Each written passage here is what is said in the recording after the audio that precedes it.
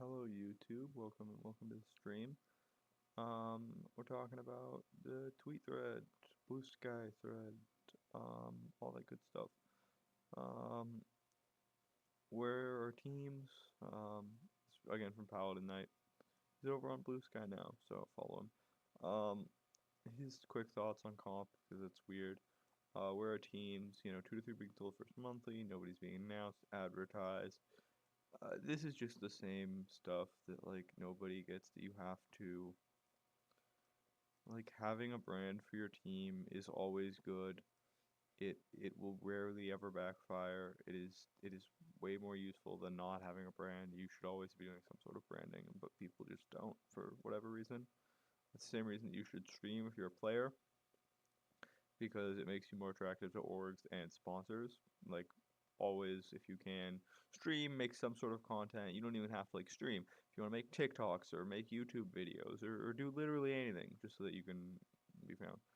Um, LFT posts don't explain enough of the player. Looks like current LFT. LFT format is awful for finding people and teams don't know how to. It's just hard to find people. That's the truth of the matter. I agree that like posts could be better. I've made some shitty LFT posts in my time, but the truth of the matter is that it's relatively hard to find people unless you know exactly what you're looking for, or unless you already exist in the same space or Discord as that person. Because otherwise, like, there's really no way to SEO your way into being found. Again, this is sort of assuming that you don't have some sort of a branding or following, in which case you're also more discoverable, right? Because people will know who you are. Um, so it's sort of just another tag onto that. Yeah, people just think that you can swap lanes relatively easily, but it's not like that. So, yeah, that'll be fun. I'm gonna lose my mind. Um, Order scales don't work unless they're heavily moderated to not lose their purpose as a place for comp learning improvement. Uh, Lovely.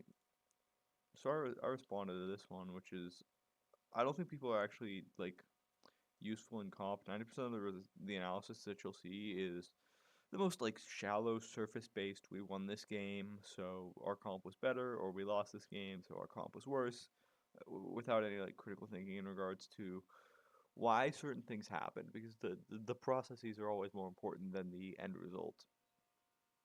And like if you don't have a good process, you can sometimes win games, but more often than not, you'll just win games and lose games, and it'll be insanely frustrating because you don't actually understand why you're winning or losing a game.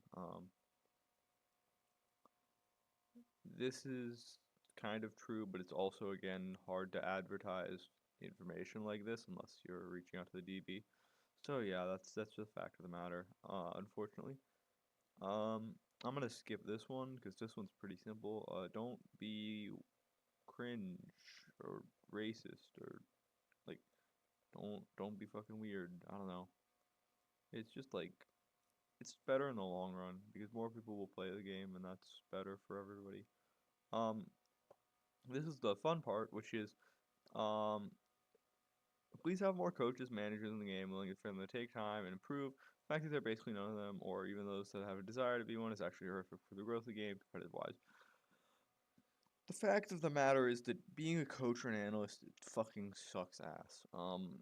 Obviously I'm a coach, so I can say that from a relatively biased perspective, but it's hard to find positions as a coach because a lot of people don't think they need one.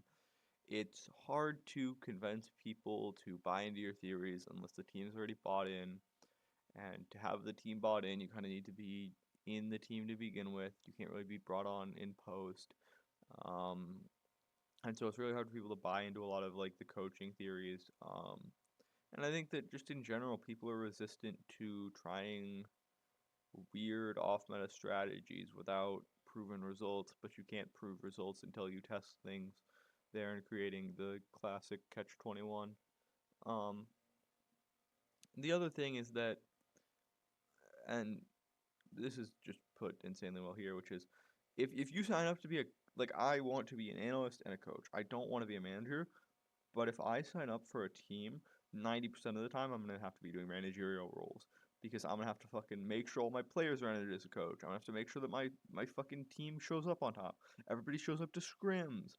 Like people don't do that, and so you have to do that as a coach as well. And it's just like it makes your job harder because you can't focus on strats, and it also makes it harder to like continue to work on anything because you're too busy fucking focusing on your players to get anything done. Like that's why it's so hard to be a coach or manager. That's why you don't see any. Um, because a lot of players are children and it's hard to manage them. So yeah, he's right about all of this stuff though, as usual. Base take. If this was on Twitter, it would have gotten like 3K likes or 3K impressions, but Blue Sky doesn't have that many people yet. Also, follow the Blue Sky account, mblazingq.bluesky.profile. You can see it down in the bottom left corner of the screen. So yeah, that's all I have.